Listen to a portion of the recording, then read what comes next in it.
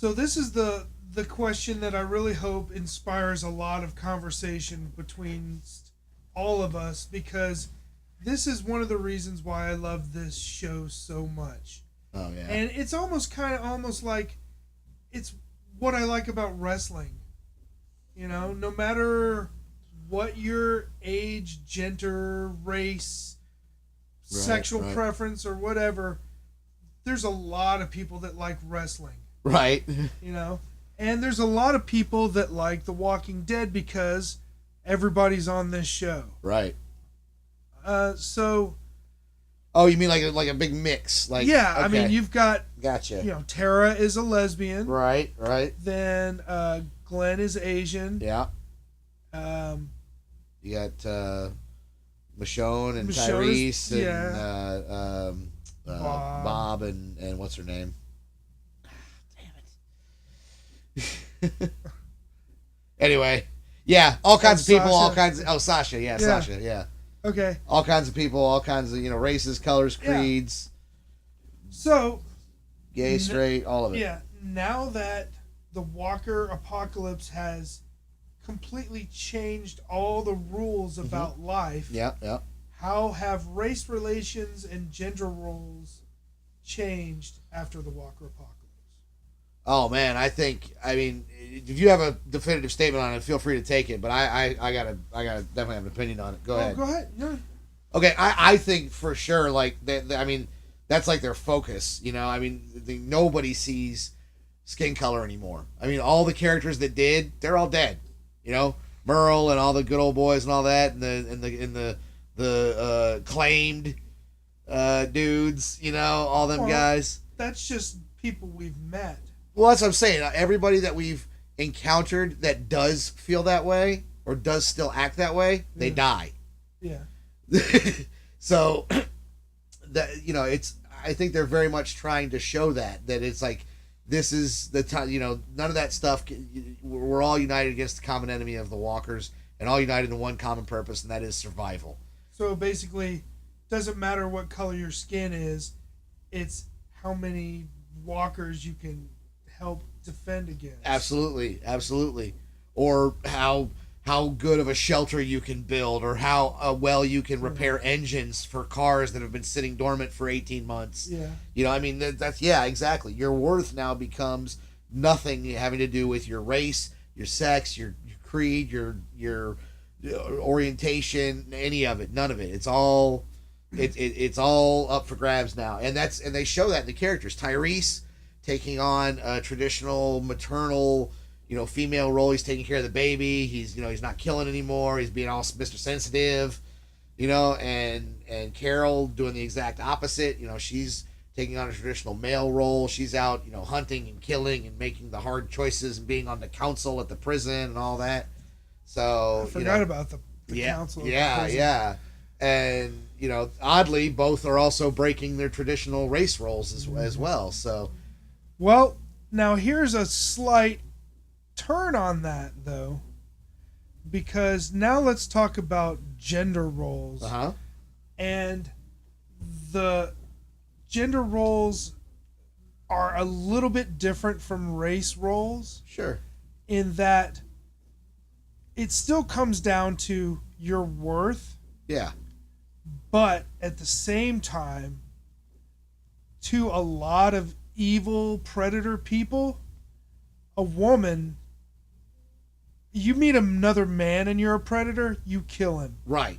You meet a woman and you're a predator, what do? It's prey.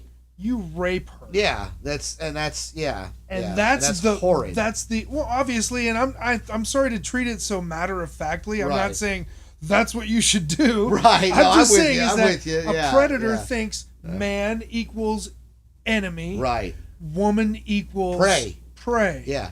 Two different things. Yeah. Right? Yeah, totally. So the thing is that having women in your company automatically draws more heat on you.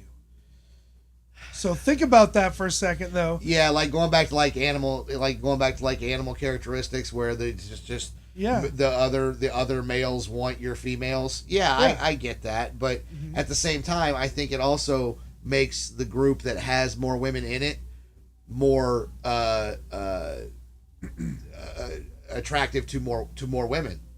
Agreed. You know, you see Michonne and Carol coming over the rise with Rick and Daryl. You're like, okay, I'm gonna be okay with this. Yeah, because they're obviously not rapists, right? Because if they were, they wouldn't have penises. Because Michonne would have. Yeah, Michonne got that big ass sword. Yeah. So and Carol's carrying a friggin' AK like nobody's business. So that's my whole point: is that a group of guys going up on a group of guys. Yeah. Has a much better chance of avoiding conflict. I disagree. As a group of predators going up against a mixed gender group. See, I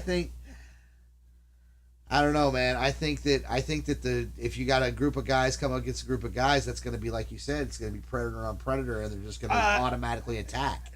I disagree, because a lot of times when you see that kind of stuff, there is nothing.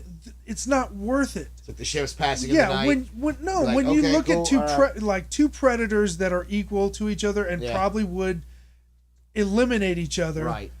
If neither of them got anything that the other don't have, like, there's one woman. You throw one woman in that mix, and then all of a sudden there's a problem. You take the women out of that mix, and they just have they're not bulging with supplies or any of that obvious shit, but you got one lean group of men and another lean group of men, and they both know that they would pretty much cause mutual destruction. Yeah. They are going to be like gang members that kind of are like, let's just your turf. Let's just kind of stay away from each other. Okay. You throw a fucking woman into that mix, and that's like blood in the water. Yeah, but I think at the same time, it goes back to what I was saying before about how you're right. There are going to be those people out there, and I think that what the show is doing, what the writers are doing, is showing us that those people die. Yeah. Though that's and that's, I think that's kind of I don't know if there's a message behind it, but I think that's what they're trying to say, is that people who follow those old roles and those tradition and those old those base instincts and antiquated. All that kind of stuff. You almost said antiquated, but you're right. Yeah. They are antiquated. Right. That those people, they die. Okay. Well, I'm going to make an executive decision. This was going to be the last question, but now that I'm probably, this is going to be a 2-parter. Okay. All right. Let's do it. Maybe even a 3-parter. But Here comes the bonus question that just popped into my head. All right. Yep. Group or go it alone? Oh man. Do you want to ruminate on that for a second? Oh. Do you want me to go first, or you got it? Oh shoot! I need to think about that, man. Okay, well, I'm gonna go with the obvious thing, which is the person that probably should have been a loner is gonna be Daryl. Yeah. If there's anybody in this show that should have been the loner in the shadows surviving on his own, that's Daryl. Yeah. And when you think about it, only one person to feed. Yeah. Only one person to trust. Yeah. And only one person to shelter. Yeah.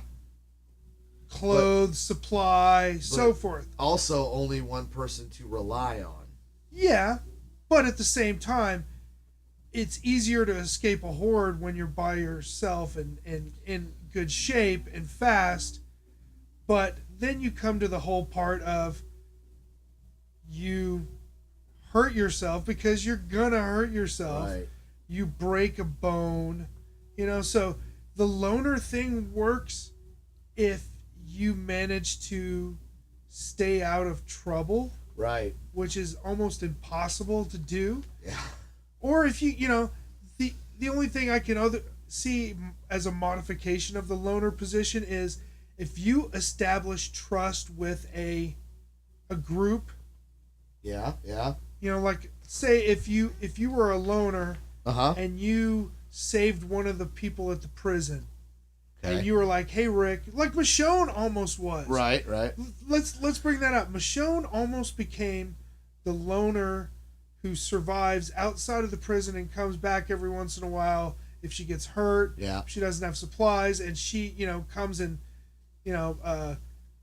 stabs walkers in the throat or in the face for 3 days to pay for her resupply of water and food, and shit like that. So that's how I could see being a loner in a long-term situation, because you're still going to have to rely on a group. So let's talk about the group situation. Or do you haven't said your piece about the loner yet? Yeah, I mean, that's the thing. If it's truly a loner situation, like what you just described about Michonne, that kind of situation, I think that is actually the most ideal. The loner that has a local safe haven that they can... A good relationship with... they can stop off at when they need a resupply. But if it's just straight up by yourself, no. I mean, at least for me, I'm pushing 40. I'm way out of shape. If I'm out there by myself, I'm gonna be dead in a month. Yeah, you're Dr. Eugene Porter. Yeah, exactly. I'm gonna be dead in a month, man. I don't know. I'm gonna find me a Sergeant Abraham Ford and tell him I can save the world, so that he starts killing zombies for me. For me, I don't know. It's like I already don't trust people as it is in society as it is. That's my quandary, is because I'm the same way. But and I have spent a lot of my own time alone. Sure. Especially since I moved here into the studio, it's like lots of times I'm just by myself and I don't see people for 12, 13 hours. Right. Right. I'm very used to being by myself. Right. And I can be pretty self-reliant, but at the same time, I wouldn't know what to do if I got hurt. Right. I wouldn't know how to set my own ankle. Right. I got a pretty bad ankle. Yeah. It's not that bad, but it's like, that's why I'd wear the steel toe boots. By the way, back to the steel toe boots. Yeah. You can cinch those suckers up around your ankle, and it's good like an ankle brace. Good ankle support. That's Anyways, right. So here's the thing. See, I mean, me, obviously, I'm the opposite. I'm a family man. So, I mean, of course, my first response is going to be, well, I have to protect my family. And I'm going to do everything I can to protect my family. And let's not be morbid here. Right. But let's throw it into it. Right. By this time... let's just leave it unsaid on that. So that ties back to a previous thing though about talking about the safe haven and stay mobile. I came down very hard saying stay mobile, but I want to make something very clear. Yeah. That is only if you're by yourself. No, stay mobile is only after the first 6 months. For the first 6 months, you have to hunker down. Oh. Don't move. Don't move anywhere. Don't leave your house. Have the supplies already laid in to be able to board up your house and survive there for 6 months. If you don't already have that done, do it tomorrow. Yeah. But that's my thing. Yeah. Once 6 months has passed and all the craziness is done ensuing, then you get the F out and you stay mobile. Okay. Well, so I guess that's the end of that. This is obviously going to be, I think this is going to be like a 3-parter. Yeah, probably. This last one is 13 plus minutes as it is. Yep. So I really do appreciate you people that have stuck around, and we're going to try to get back to lift this 15-minute ban. But, all right, until the next video I make for the mid-season break, I'm Rockula. I'm Meat Pie. And this is Rockula Retrospective.